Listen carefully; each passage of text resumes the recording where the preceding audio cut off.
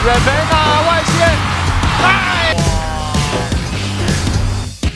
，Champion ang Strong Group Athletics Philippines sa 43rd Williams-Jones Cup sa isang come and behind overtime win against host Chinese Taipei, 83-79 mga kapatrol. At bumida sa game na ito si Kefa Ravenna sa end of the regulation at pumukol ng isang booming 3-point shot with 13 seconds left in the game, capping a run of 9 successive points that turned the game around after the Philippine side fell behind 71-64. Pero hindi nagustuhan ng mga Pinoy ang performance ni Chris McCullough na kung saan pinaratangan ng mga fans online ng game fixing na sa palagay ko ay isang mabigat na paratang na kailangan ng isang legit proof at sana wag nang i-post ang mga ganitong comments. Buti na lang at sumagot kaagad si Chris McCullough and I quote, "I always rep the flag wherever I played. So for some of you fans who saying all of this nonsense is ridiculous," wrote Chris McCullough shortly after the Strong Group Athletics claimed the crown. "Because I didn't have the best game in a championship game, now I fix the games? Come on now, it happens and it is what it is. It's always the next man up." Yan ang sabi ni Chris McCullough. Nagugat kasi ang game fixing na paratang galing sa isang off-night championship game ni Chris, scoring only 12 points, a far cry sa kanyang normal average. And worse, nakita rin ng mga fans ang very low field goal percentage niya, shooting only 6 out of 16. At hindi pa nakatulong na bago sa game na ito ay kinausap na ng Chinese Taipei na kukunin siya bilang bagong naturalized player ng Taiwan.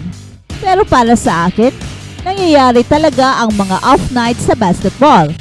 Ang titingnan na lang natin ay nag-champion na naman tayo sa Williams-Jones Cup, our 7th in the history. Samantala, tapos na ang 2 weeks rest ni Kai Sotto at mukhang balik ensayo na naman ang ating idol pagkatapos niya ginulat ang showbiz world ng pag-attend niya sa gala event with all the stars in Philippine show business. Sinabi kasi ni Kai na magpahinga muna siya ng 2 weeks at 11 days na siya sa Pilipinas, kaya it is expected na if not this week ay next week ay balik ensayo na naman si Kai. This time ay in preparation naman siya sa kanyang pagbabalik sa Japan B-League sa kanyang bagong team na Koshigaya Alphas. Ito na ang final phase sa preparation naman para sa NBA. Gagamitin ni Kai ang isang taon sa Japan B-League na mag-develop pa ng husto upang magiging NBA ready na siya next year.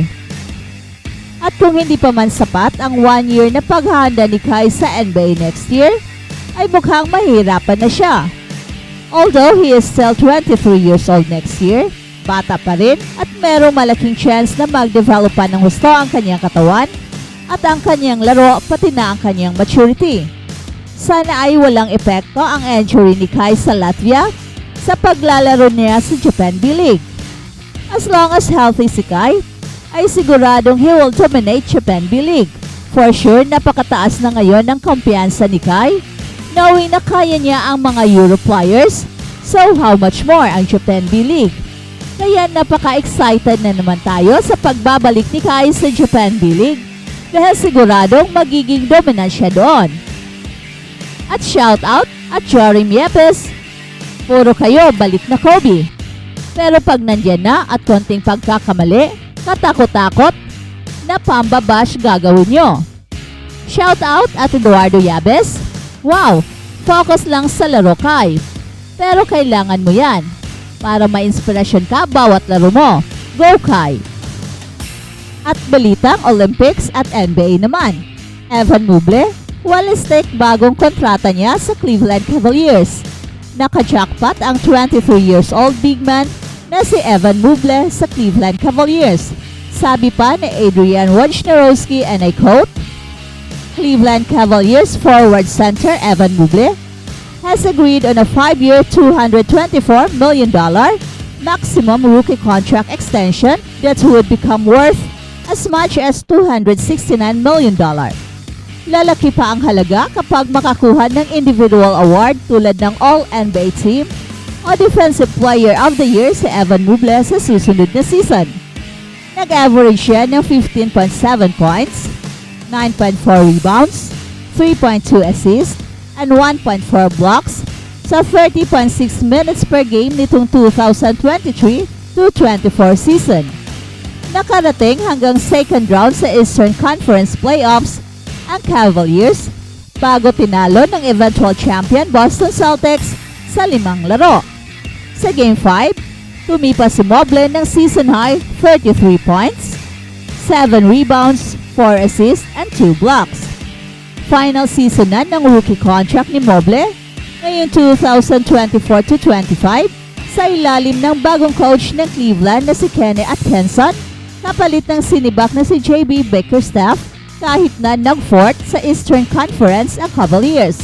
Hindi lang nag-click ang tambalan ni na Evan Mobley at Jarrett Allen kapag pinagsabay ang dalawang bigs. Solido ang depensa ni Mobley kahit sa perimeter at naging miyembro ng All-Defensive First Team at third place siya sa Defensive of the Year voting noong 2023. Si Mobley ay nagpakita ng ilang katangian ng isang bituin sa kanyang unang 3 laro sa liga, ngunit patuloy pa rin ito sa pag-unlad. At umaasa ang organisasyon kay bagong head coach Kenny Atkinson na maging susi sa pagbuo ng buong potensyal ni Mobley, lalo na sa aspeto ng kanyang opensa. At kung magawa niya ito, maaring maging isa sa pinakamagaling na duo sa NBA, sina Evan Mobley at Donovan Mitchell sa mga darating na taon. Habang si Joel Embiid, mas ganadong sa Cameron lumaro kaysa Team USA.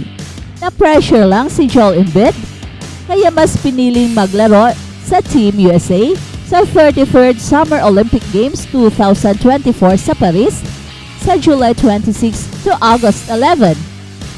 Sa Apple Podcast, kinumpirma nitong Sabado ng Philadelphia 76ers center na na-pressure siya sa France. It didn't help that, France that put an ultimatum on, when the decision had to be made. Paliwanag pa ni Joel Embiid. Hindi aniya alam na may timeline pala para magdesisyon ukol sa Quadrennial Sports Fest. First choice niyang maglaro para sa Cameron kung nag-qualify ang bansa sa Paris.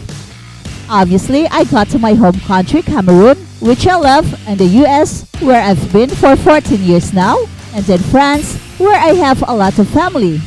Dagdag ni Joel Embiid. I kind of felt rushed in that decision. I wanted to take as much time as possible. And it didn't help that France had put an ultimatum on when the decision has to be made.